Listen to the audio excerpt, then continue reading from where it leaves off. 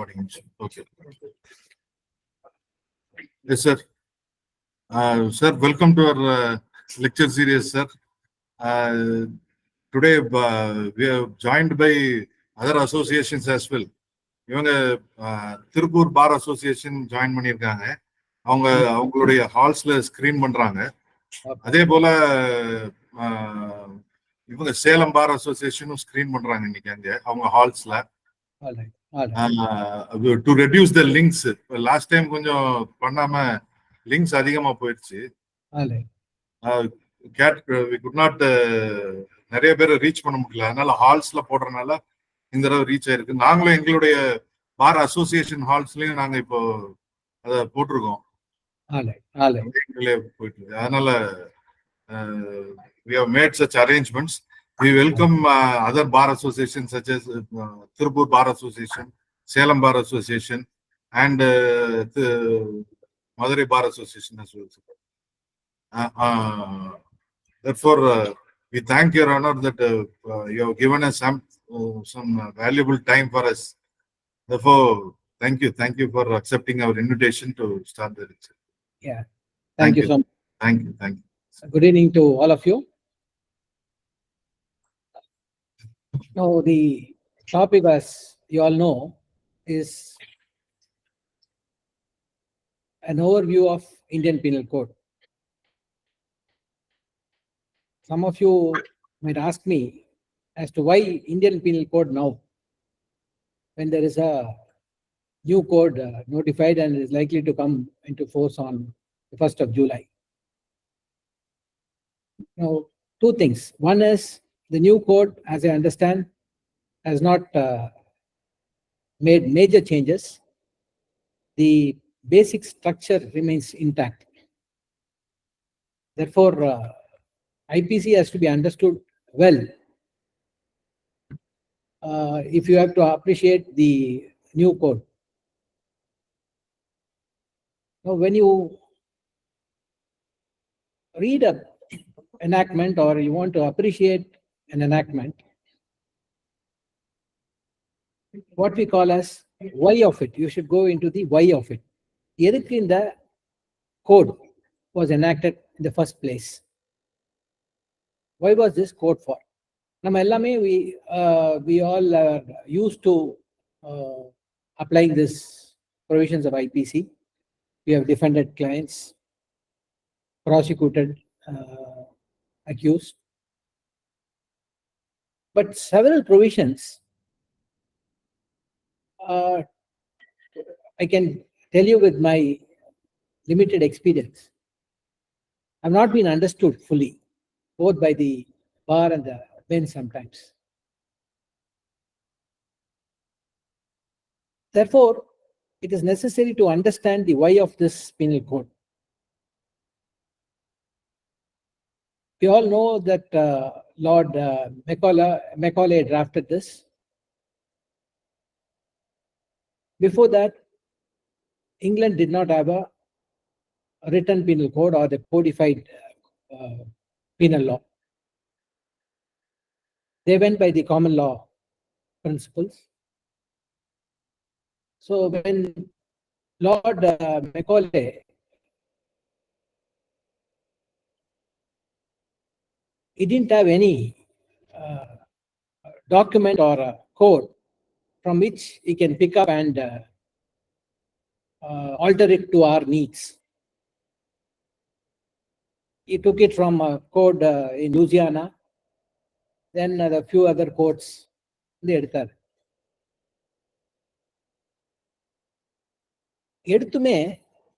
was not able to codify the law relating to crimes. In a difficulty that he faced was, in the act alone, crime term பண்றது. இந்த act எல்லாம் நம்ம கிரைம்னு சொல்லலாம், இதெல்லாம் crime இல்ல அப்படின்னு சொல்றதுல he faced some difficulty. In the felonies, serious crimes, there's no dispute. For example, murder, rape, robbery, theft, இந்த மாதிரி offenses எல்லாம் it was a universally crime, and right from the start of civilization, this was termed as all these acts were termed as crimes. Now, other acts, for example, you will find penal codes, there are various other acts which have been called crimes. So அதெல்லாம் எப்படி define பண்ணாரு அப்படின்னு நம்ம பார்க்கலாம். He prepared a first draft in 1837. அதுல ஒரு interesting note appended to the chapter relating to offenses against marriage. Adla is Lord McCullough says about two things. We cannot call this code as a body of ethics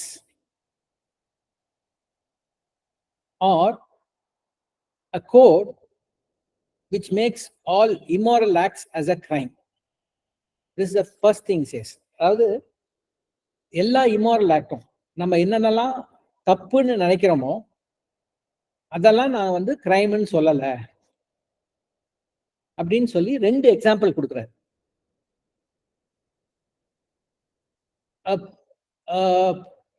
A boy is brought up by an elderly person, and after he grows up, he is not loyal to that person. So the elderly person slaps him. That is made an offense, whereas the boy who has அவரை வந்து துரோகம் பண்ண ஆளு வந்து அவரை வளர்த்த ஆளுக்கு துரோகம் பண்ண பையனை, which is more immoral, he says that we have not made an offense. இன்னொரு எக்ஸாம்பிள் கொடுக்குறாரு. A rich man ஒரு பட்னியா கிடக்கிற ஒரு ஆளுக்கு he doesn't feed him, he doesn't give him food, therefore he starves to death, இறந்துறாரு. இதே சிச்சுவேஷன்ல அந்த poor man goes into the rich man's house and then steals the rice. He says the former, அதாவது அந்த act of the rich man is more immoral than the act of the person who goes and steals rice. Ana, we have made this as an offense and not the other act of the rich man. So fundamentally, in the clarity, we must all have bear it in our minds that penal code is not a body of ethics or a code which makes all immoral acts as a crime. So what follows naturally is that we'll have to apply the law very, very strictly. So once you understand this, then the question that, oh no, this is a very bad immoral act, but still we are unable to punish, அப்படின்ற ஒரு இது வராது. We have heard many of the lawyers saying, oh no, this looks very bad, but the law does not punish it. That is what penal code is intended for. McCullough, when he made the draft, made that very, very clear. Now, in the note H, which is appended to the chapter of offenses relating to marriage, is extracted in one of the judgments of the Supreme Court, which is reported in 1990, 2016, 7 SEC, page 221, paragraph 90. This is what they say. I'll just repeat what the note reads like. we cannot admit that a penal code is by any means to be considered as a body of ethics. But the legislature ought to punish acts merely because those acts are immoral, or that because an act is not punished at all, it follows that the legislature considers that act as innocent. Many things which are not punishable are morally worse than many things which are punishable. The man who treats a generous benefactor with gross ingratitude and insolence deserves more severe reprehension than the man who aims a blow in passion or breaks a window in a frolic. Yet, we have punishment for assault and mischief and none for ingratitude. The rich man who refuses a mouthful of rice to save a fellow creature from death may be a far worse man than the starving wretch who snatches and devours the rice. Yet we punish the latter for theft, and we do not punish the former for hard-heartedness. Now, this sums up the object of the penal code. So one thing is clear from this passage. They have made it very, very clear. We have not made all immoral acts as a crime. What then is the pattern? You should have followed a pattern, isn't it? What then is a pattern? The pattern is this. Any person with a culpable mental state, number one, the mens rea a culpable mental state, harms another person's body, mind, property, or reputation, is said to commit a crime. Now, in the rend example, if you now fit into this logic, you will find that theft is an offense and slapping is an offense. The other who treats the other person with ingratitude, and the rich man not giving rice, which is his property, he has a choice to keep it with himself. So that is not an offense. Both being more immoral than the other acts which are made offenses. Now, where do you get this pattern? Now, read section 44 of the Penal Code. If anybody can screen the Penal Code, it will be nice if all of you can read it from the screen also. Is it possible, Mr. Sudesh?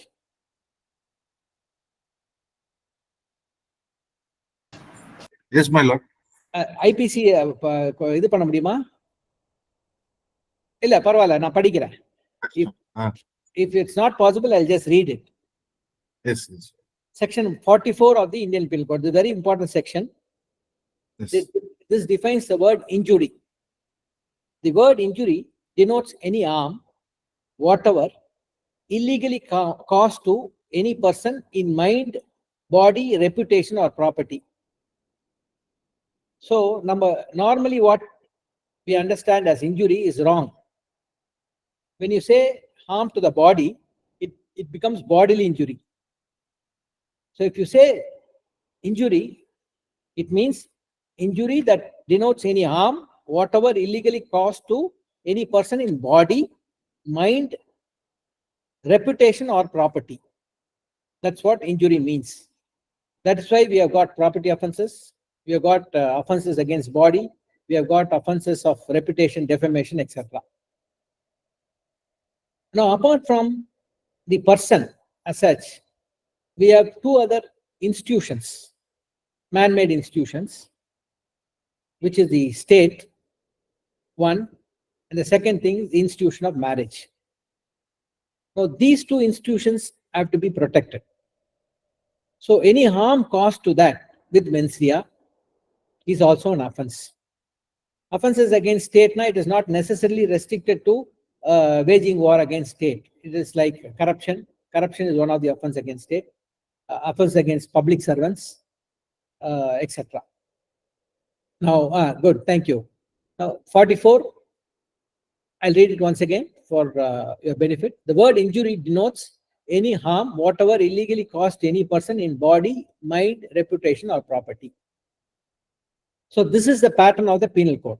So that which causes injury to a person's mind, property, body, or reputation.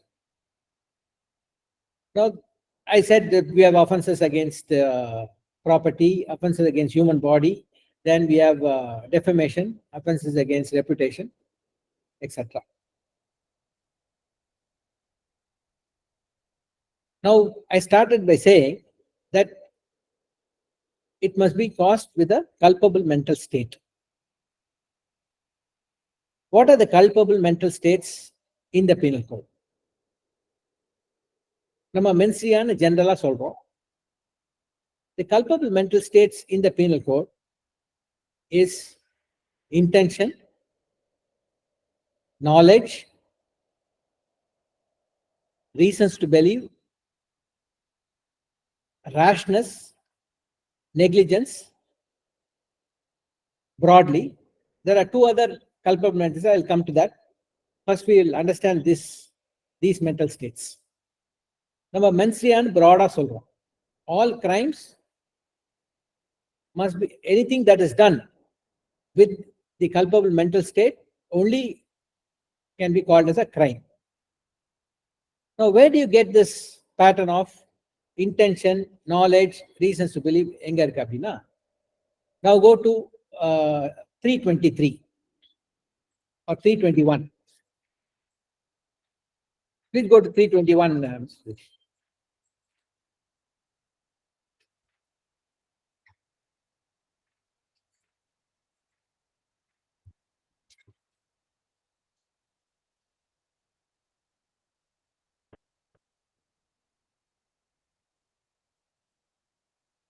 (322). Now go to 322.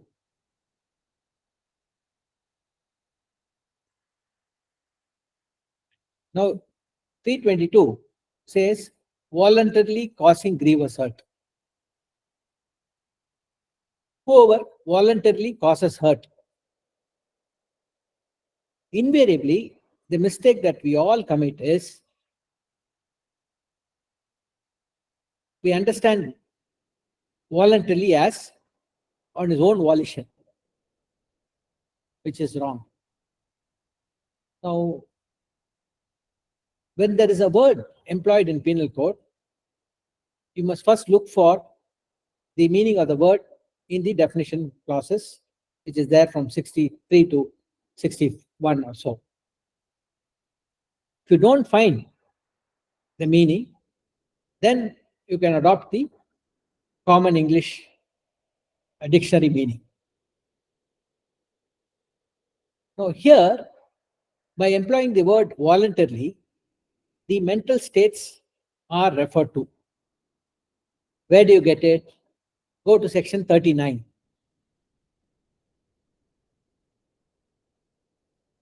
Section 39 of the Penal Code reads as follows. I'll read it for you.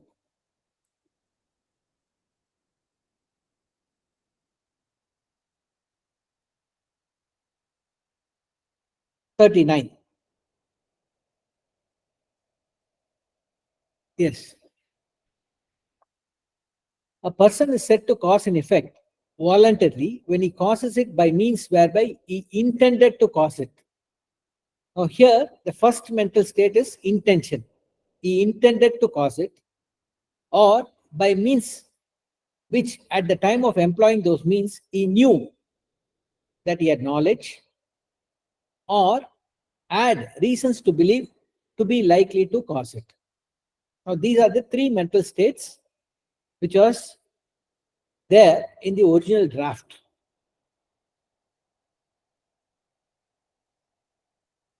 Now, invariably, in all offenses against human body, you will find that only two mental states would be employed, would be referred to.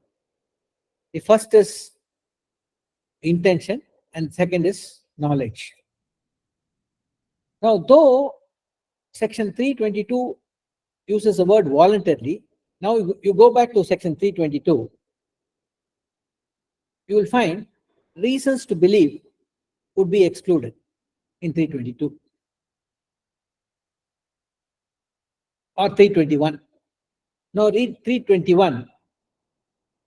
Whoever does any act with the intention of thereby causing hurt to any person, or with the knowledge that is likely thereby to cause hurt to any person, and does thereby cause hurt to any person, is said to voluntarily cause hurt. Now, interestingly, you will find, though they are defined voluntarily in section 39, reasons to believe is excluded in this definition. And here, voluntarily means if it is done only with the intention and knowledge. So, as regards bodily offenses, these are the two mental states. You will find that in culpable homicide not amounting to murder, in murder in section 300. Also, these are the two mental states. Interestingly, you will find that the mental state of knowledge is considered to be less graver than the mental state of intention. There is a subtle difference between knowledge and intention. Supposing a person goes on a shooting spree in a crowded place.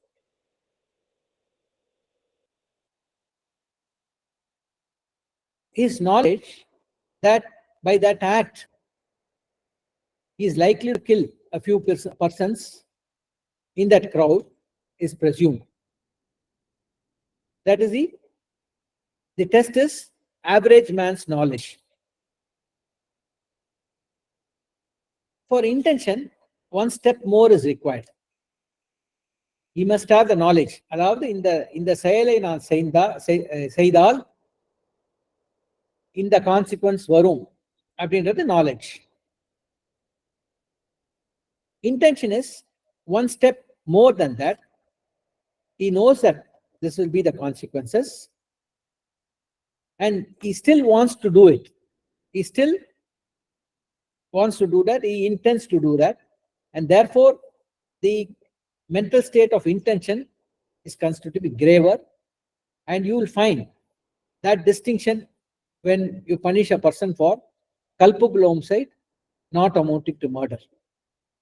If it is done with the knowledge, the punishment is less. If it is done with intention, punishment is more. Of course, for murder, there's no such distinction. And for other offenses as well, there's no such distinction. Now, all the three mental states are found in one section, which is section 499. Please go to section 499.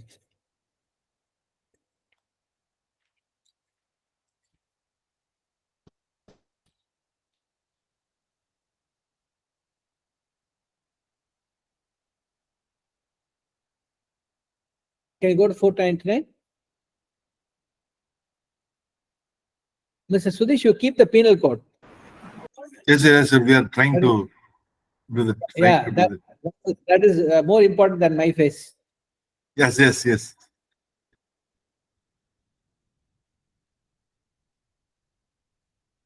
$499. 99. Yes. Now here you will see this is the offense of defamation. Whoever by words, either spoken or intended to be read, or by signs or by visible representations, makes or publishes any imputation concerning any person. Up to this, it's a overtax. Now comes the mental state. Intending to harm. So intention is there, or knowing or having reason to believe that such imputation will harm. Now, all the three mental states that we just saw in section 39 is found in this particular provision. In many other provisions, you will find that either intention or knowledge or both will be there. Now you see this three mental states. Now you saw. Now what is the difference between intention and knowledge? We just saw. That is, knowledge is you know the consequences, you're aware of the consequences, but you still go ahead with it. Intention is one step above that. You're aware of the consequences and you want to do it. Knowledge is you don't intend to. In the shooting spree example, the person did not intend to cause harm to any particular person, but he knew that. But that is a case where it would be it will fall within the definition of murder. There's no distinction with regard to punishment aspect. So that I'm only giving you that example to differentiate between the two mental states. Now, reasons to believe is slightly different from knowledge. Now, reasons to believe is defined in section 26 of the Penal Code. Now, go to 26.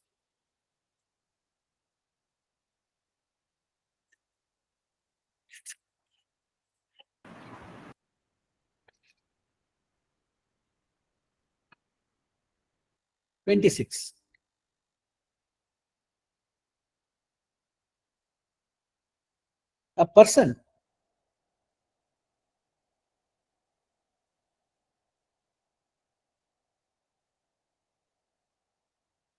yes, a person is said to have reasons to believe a thing if he has sufficient cause to believe the thing but not otherwise. There's a subtle distinction between knowledge and reasons to believe. I'll give you an example. A person comes with some jewels at 12:30 in the night, desperately knocks at your door and says, I'll give you these. These are all original jewels. I'll give you these jewels for half the price. He doesn't say how he got it. You also don't ask him. But you have every reason to believe that this is not a property which is obtained by him legally. Supposing he tells you that this is stolen property, you have knowledge directly. But if he doesn't tell you, and you have every reason to believe that it could be stolen property, and you have sufficient cause to believe so because of the circumstances that I just told you, then that is reasons to believe. You don't have knowledge directly, but you have reasons to believe that this fact existed. So that is the subtle distinction between knowledge and reasons to believe. All right, now these are the mental states that were there in the original penal code.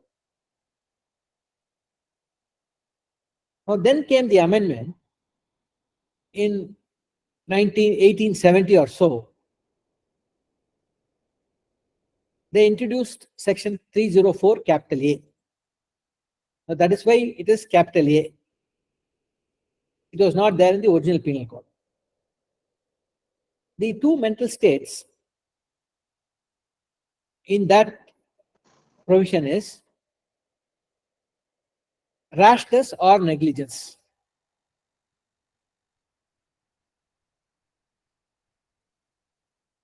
Now these two mental states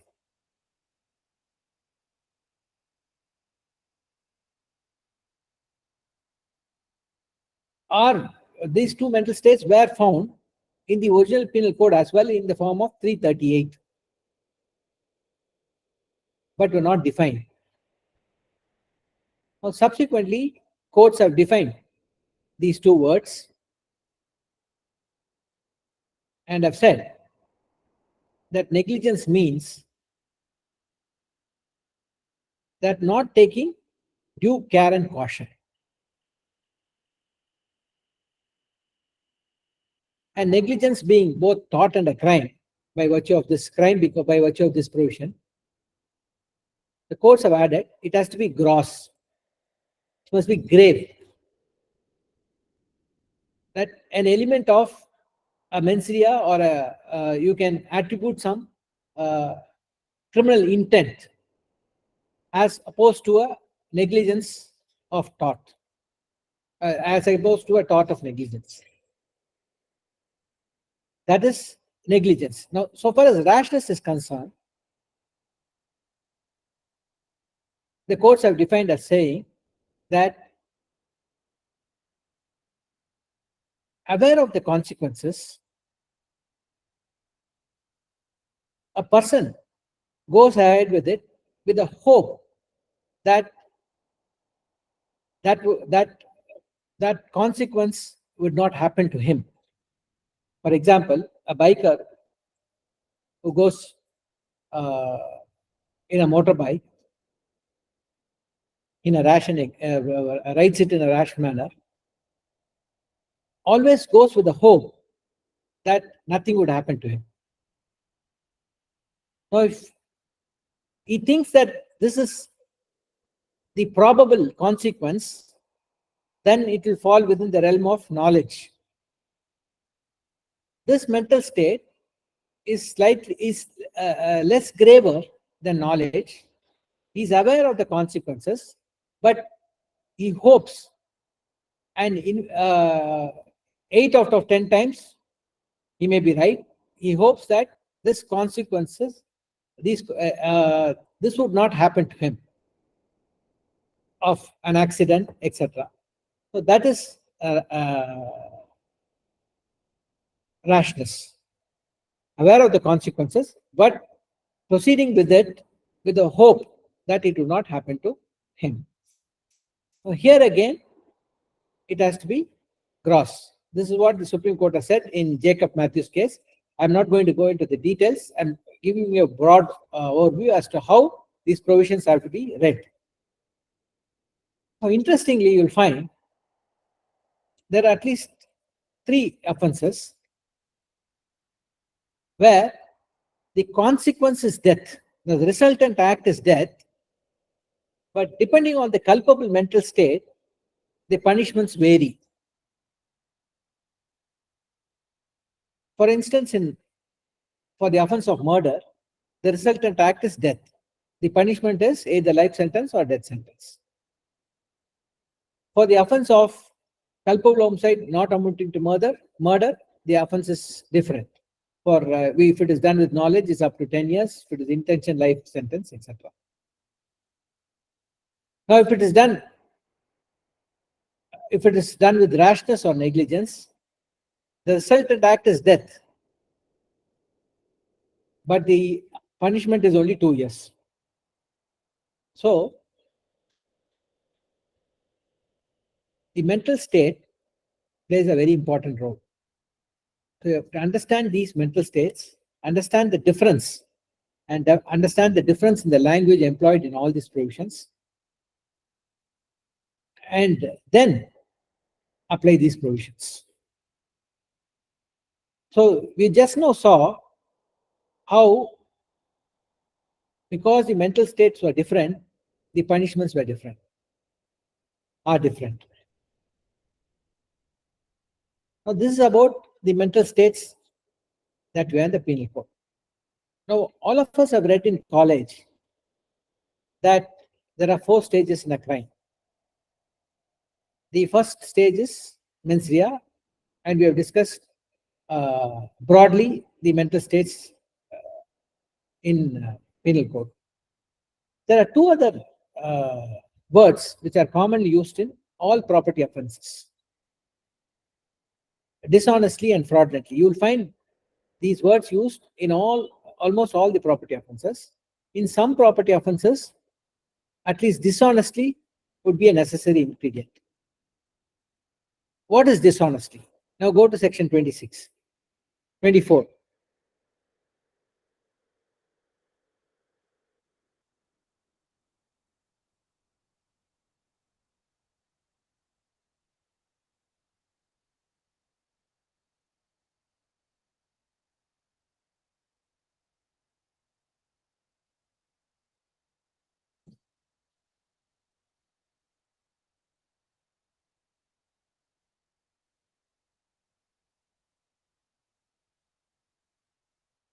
Stop there.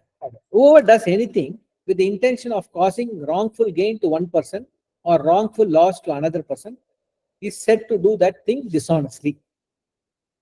So the first ingredient is there must be an intention to cause wrongful gain to one person or wrongful loss to another person, and that is dishonestly. Now, courts have held that if there is a wrongful loss to a person, there need not be any corresponding wrongful gain. If it is there, is also fine, but you need not establish corresponding wrongful gain. It is either wrongful loss or either wrongful loss to A or wrongful gain to B. Now, what is wrongful gain? That you will find in section 23. Wrongful gain is gained by unlawful means of property to which the person gaining is not legally entitled. Simple definition. If we get something by unlawful means, and he must not be legally entitled. Wrongful gain is gained by unlawful means of property to which the person gaining is not legally entitled. Wrongful loss is a loss by unlawful means of property to which the person losing it is legally entitled. So in all property offenses, please remember that if you don't establish that it is either done dishonestly or fraudulently, the offense cannot be proved. So dishonesty is a very important ingredient in a property offense, and this is the definition for it. Now this definition is not very difficult to understand. All the words have been clearly defined. 22, 23, and 24 takes care of it. Now there is another definition for fraudulently. A person is said to do, that is in section 25. A person is said to do a thing fraudulently if he does that thing with the intent to defraud but not otherwise. Now, intent to defraud has not been defined in the penal code, and the courts initially found it very difficult to understand, to define this as to what is meant by fraudulently, because they were unable to define what is intent to defraud. Because they found that invariably in all property offenses, there is necessarily a wrongful loss or a wrongful gain, which is already found in the definition of dishonestly. What then did the legislature or the framers thought when they introduced fraudulently? Interestingly, you will find that the word fraudulently, the definition of word fraudulently in the old penal code, with the draft which was given by Macaulay, is the same as the definition for dishonesty as we find now. There was no dishonesty in the old code. In 1837, when after that it could not be tabled for a long time, Sir James Barnes Peacock, then there were a lot of discussion in between, and ultimately he finalized the draft, and you will find that except for some including the offense of murder, they made a lot of changes.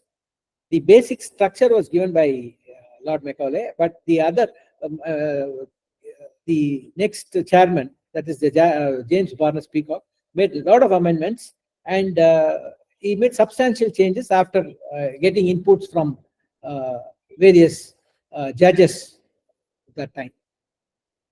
Now, fraudulently was giving trouble to the courts. Now, in 1963, the Supreme Court defined it and said that intent to defraud means deceit and injury. They were dealing with a case of a mother forging or signing as in a insurance claim form. She put the signature of her daughter, who was then a minor. The insurance company rejected the claim, saying that it's a case of forgery. Therefore,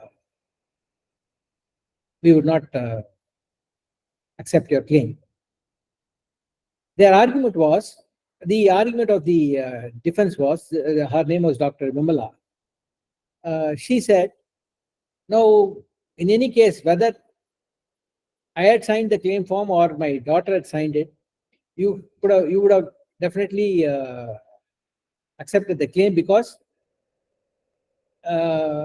the claim is otherwise valid. Except for the signature, all other particulars in the claim is valid, and therefore in the claim form is valid. Therefore, you would have accepted anyway. You did not suffer any loss. I did not gain wrongfully, but I was entitled to this claim, and therefore there's nothing wrong. And the insurance company then said, no, you had intended to defraud us. So then the Supreme Court went into the meaning of what defraud means, and then they said, intent to defraud means there must be deceit and injury. What is deceit? Making a false statement or suppressing a fact. Suggestio falsi or suppressio veri. Veri is true statement. Veri is true. Falsi is false. So making a false statement or suppressing a true statement or a fact. That they said is deceit. And by that deceit, you must have caused injury in any other form. Now we saw section 44. Injury does not mean injury only to the property. It means injury to body, mind, reputation. If by deceit you have caused injury in any other form, it is intent to defraud. So that's how they interpreted fraudulently in 1963 Supreme Court. I'll give you the citation. 1963 Supreme Court 1572, Dr. Vimala versus Delhi Administration. All right. This is about the mental states. Now let's quickly go to the stages of the crime. The stages of the crime we all studied in law college are mens rea, preparation, attempt, and actus reus.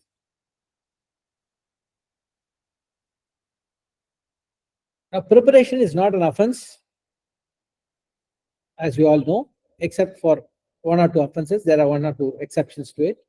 Let's ignore the exceptions. Now, there is a subtle distinction between preparation and attempt. Now, this also has troubled the courts for a very long time. Now, the original view was, the common law view was, that they adopted the principle of locus penitentiae. LOCUS POENETENTIAE.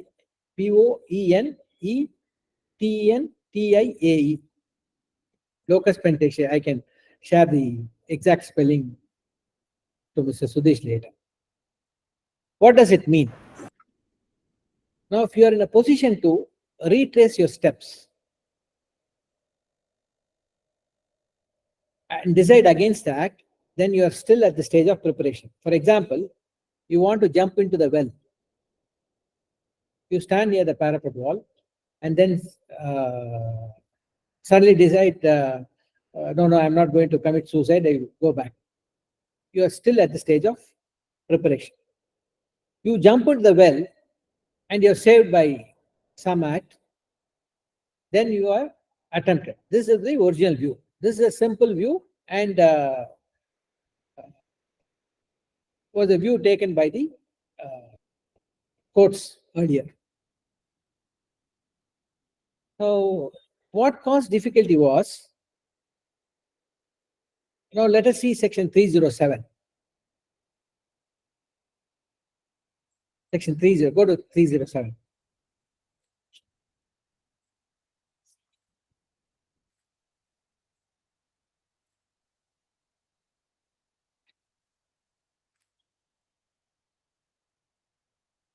Now here, this locus penitentiae test be applicable. Whoever does any act with such intention or knowledge and under such circumstances that if he by that act caused death, he would be guilty of murder. He shall be punished with imprisonment of either description for term which may extend to 10 years and shall also be done. Now, what is required is to establish the offense under section 307. You must have done an act with intention or knowledge and under such circumstances that if he had caused death, he has not caused death. If he had caused death, then he would be guilty of murder. Supposing I shoot a person, my aim is bad, the person is saved, I'll be guilty of attempt to murder. This is very easy to understand. Supposing I give a knife blow on a vital part, and if I had caused the death, it would be murder, and if the person is saved, then I would be charged for attempt to murder. This is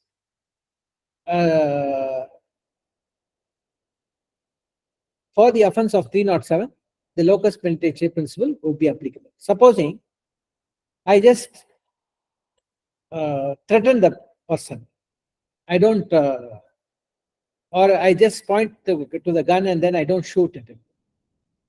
I can retrace and I can say that it was only at the stage of preparation. I did not attempt or cause death. I'd be at best be liable for criminal intimidation. So there's no difficulty about 307.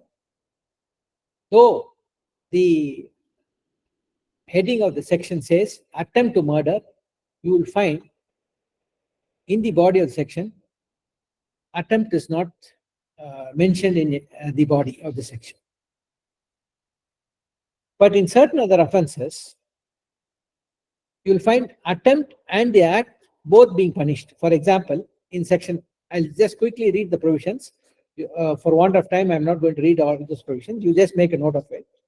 Section 196, 198, 213, 239, 240, 241, 250, 251, 54, 385, 387, and 389, and 391. In all those offenses, you find whoever does an act or attempts to commit that act would be punishable.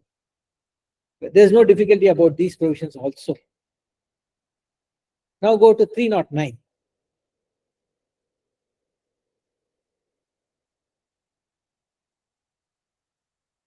Section 309.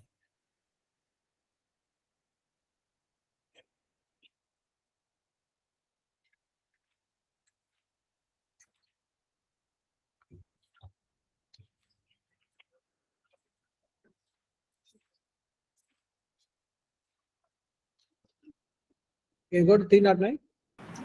Yes, Your Honor. We are trying. No, that's next provision. Just Yes, yes. Yes. All right. Here, you see, whoever attempts to commit suicide and does any act towards the commission of such offense shall be punished with a simple word. Now, this is what caused trouble to the courts. Now, if you apply the locus penitentiae principle, what is an attempt is you jump into the well and you're saved by some act. So you have already committed that act. You have done some act. Therefore, it is an attempt. But here it says, whoever attempts to commit suicide and does any act towards the commission of such offense. So, our understanding of attempt is you have already done something towards the commission of the offense. And why should these words, does any act towards the commission of the offense, be added in the provision? Now, similar such provision words are found in section 511. Now go to 511.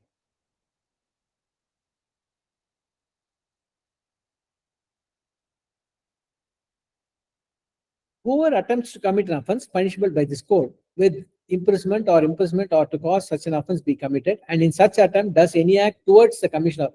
So here also it says, and in such attempt does any act towards the commission of the offense. Now this caused trouble. I hope you understand. Attempt itself, by the very definition of attempt, you have done some act. So here they don't stop with attempt. They say attempted to commit an offense and then does some act towards such commit. So the two things. So the definition of word attempt used in 511 and section 309 gave some trouble. So in one of the cases, Supreme Court said any attempt to define attempt has become a failure. All attempts to define attempt have ended in vain. So ultimately, in 1981 Supreme Court, while they were dealing with a case of a smuggler taking his smuggled goods to the ship by a vehicle, he was intercepted by the police in between. His defense was, I have not yet done any act for attempt. This is now I'm at 10 kilometers away from the ship. I could have changed my mind and taken a U-turn, and therefore I am only at the stage of preparation. You can't call this an attempt, and therefore they said you can't punish me for attempt. The Supreme Court then said the original view that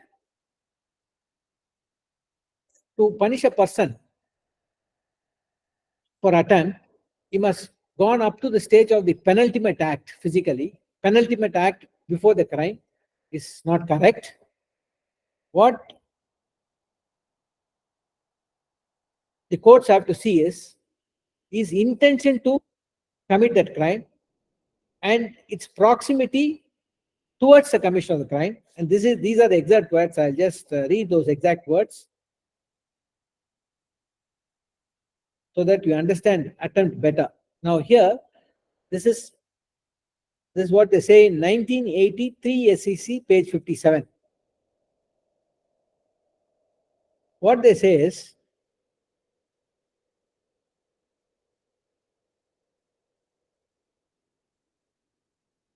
an attempt to commit a particular offense. This is at paragraph 13.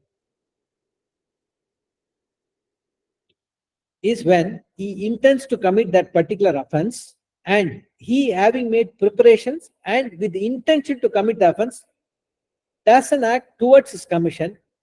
Such an act need not be the penultimate act towards the commission of that offense, but must be an act during the course of committing that offense. So what is proximate to the offense would depend on facts and circumstances of each case. What would be an offense, what act would be an attempt, and what would be preparation would all depend on facts and circumstances of the case. The simple definition of locus standi principle is no longer applicable pursuant to this judgment of Supreme Court in 1980 Supreme Court, because they encountered these two provisions of under section 511 and section 309 IPC. Now this is about attempt. Now we have the overtax. Now here in the penal code, as also in the other offences, we have offenders, three types of offenders who are accessories before the fact. For example, people who are only involved in conspiracy, and though conspiracy is an independent offense, earlier when till it was in 1920 when it was made a substantive offense, it was considered to be, conspirators was considered to be accessories before the fact. That is, persons who actually commit the offense are called the principal offenders. People who are abetted, who had participated in the conspiracy, etc., were called the accessories before the fact. And people who helped the offender in harboring, in screening the offense were called accessories after the fact. So these three distinctions you will find in the penal code so far as the offenders or the criminals are concerned. Now, this is broadly how the penal code works. You must understand what are the mental states in penal code. We had a distinction between preparation and attempt, what Supreme Court said in 1980 about attempt. But so far as this definition of attempt will not be applicable to 307 because it is clearly defined. In 307, there's a clear definition of attempt, though the word attempt is not used in the body of the section. Then we have the offenders divided into these three categories. Now, interestingly, you'll find in penal code that a lot of effort has been taken to not only define the offense, but also explain and illustrate in many ways. Now, only one provision I'll take you to before I wind up. Go to 378 as how the care taken by the framers to avoid misuse of the provisions.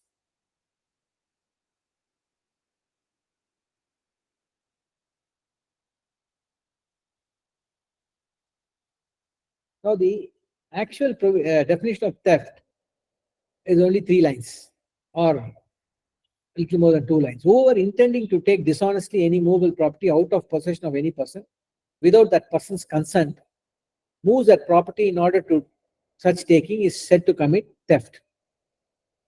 Now, here you'll find the ingredient is dishonestly, not fraudulently. Now, on all other property offenses, let's say cheating, forgery, you find both dishonesty and fraudulent.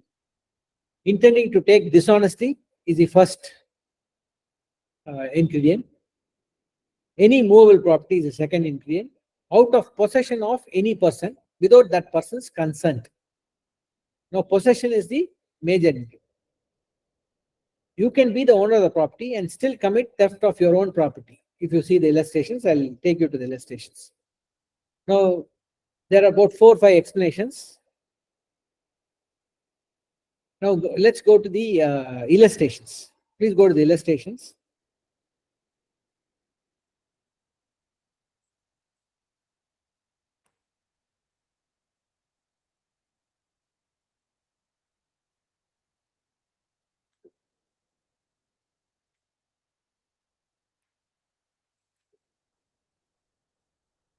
Go to illustration D, please. D. Yes, Your Honor. We'll do it. Illustration. Yes, yes.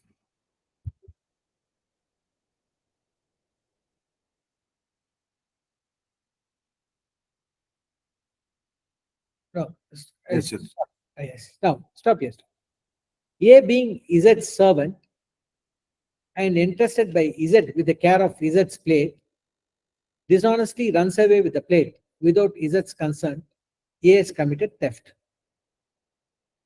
Now, what is the ingredient here? What does it say? Z is A's servant. And then he is entrusted by Z with the care of Z's plate. Now, Z runs away with the plate. He is guilty of theft. Now, see illustration E. Z going on a journey, entrusts his plate to A, the keeper of a warehouse, till Z shall return. A carries the plate to a goldsmith and sells it. Here, the plate was not in Z's possession. It could not therefore be taken out of Z's possession, and A has not committed theft, though he may have committed criminal breach of trust. See the distinction between illustration D and E. In illustration D also, A hands over the plate to his servant, he said. Therefore, there's an entrustment. Z runs away with the plate. There, they have said it is theft. Whereas in illustration E, he entrusts his plate to a keeper of a warehouse. Warehouse keeper takes it. There they say it is not theft, but it is only misappropriation of property. The subtle distinction, I'm not able to interact with you, but the subtle distinction is very interesting. In both the cases, they say interestment, but this in one case they say it's theft, and the other case it's only in misappropriation of property. Now, to understand these two illustrations, you have to go to section 28 again. Go to section 28 of the Penal Code. 27.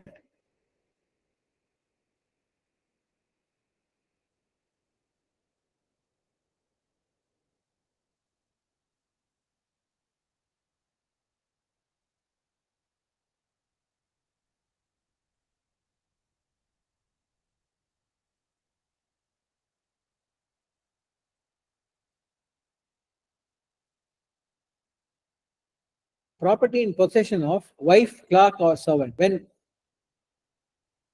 property is in the possession of a person's wife, clerk, or servant on account of that person, it is in that person's possession. So, if it is with the servant, this provision says it is deemed to be in possession of that person. That is it is in possession of the owner.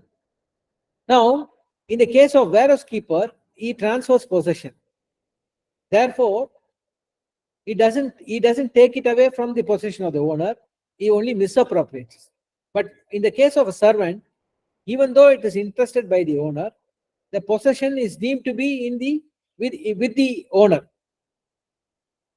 It is in that person's possession. So, to understand that illustration, you must have read this provision. One thing. Then go back to another interesting illustration. Let me read one more illustration in section 378. Go back to section 378.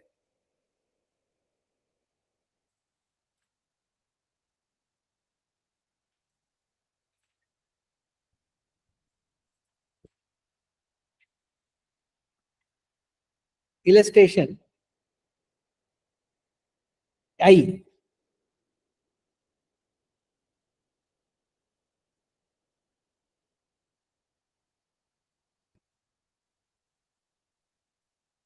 A delivers his watch to Z, a jeweler, to be regulated. Z carried to his shop. A, not owing to the jeweler any debt for which the jeweler might lawfully detain the watch as a security, enters the shop openly, takes his watch by force out of Z's hand, and carries it away. Here, though he may have committed criminal trespass and assault, he has not committed theft, inasmuch as what he did was not done dishonestly. So this illustration, he goes to a jeweler, he hands it over to a jeweler to be regulated. He doesn't have to pay any money to the jeweler. Jeweler returns it unlawfully. He has a right to go and take it away. He doesn't cause any wrongful loss or wrongful gain to anybody, and therefore wrongful gain to himself or wrongful loss to the jeweler. But what he has done is criminal trespass. Now see the second next illustration, J. If A owes money to Z for repairing the watch, and if Z retains the watch lawfully as a security for the debt, and A takes the watch out of Z's possession with the intention of depriving Z of the property as a security for his debt, he commits theft inasmuch as he takes it dishonestly. Now here, he owes money to Z who was supposed to, who had repaired his watch. And without paying that money, he goes to Z's shop and takes it away. Though it is his property, though it is A's property, he still commits theft, because what is important is taking away from another's possession and not the ownership. So all the ingredients that we just saw, ownership, mobile property, taking, etc., all been illustrated beautifully in these illustrations and the explanation. So why did I take you to this provision is that this is the care they are taken to explain what they meant first and to avoid misuse of the provisions. So that is why this is a masterpiece, and it has survived so long. And if you understand this pattern of this penal code, you will understand criminal law very well. And of course, the new code also, which has not made major changes, as I understand from my colleagues. So with this, I think I don't want to detain you more. Thank you so much. Thank you, my lord. Your Lordship has given a wonderful lecture. And today we have learnt a new perspective in IPC. It was very, very useful for our practice and as well as the people who are writing judicial examinations. This is, we will approach you in near future Yes. also. Before you join, we share the guest profile in our groups so that we may not waste your honor, your Lordship's time, precious time. So thank you once again for accepting our invitation and giving your valuable lecture. And thank you, sir. We'll approach you in future also. Yes. You may consider our request in future. Thank you, sir. Thank you. Thank you. Thank you. Thank you.